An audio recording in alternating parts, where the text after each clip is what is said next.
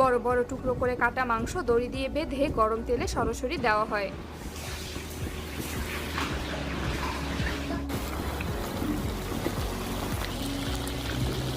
আর কয়েকজন রাঁধুনি লম্বা লোহার চামচ দিয়ে মাংস উল্টে পাল্টে ভাজে। মাংস ভাজার পর আসে গাজরের পালা। প্রায় 90 কেজি গাজর আগের রাতেই কেটে রাখা হয়। বিশাল ঝুড়িতে ভরে তা একসাথে কাজানে ঢালা হয়।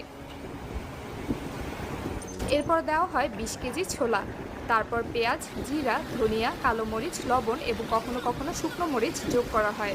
সব উপকরণ ভালোভাবে মিশিয়ে পানি ঢালা হয়।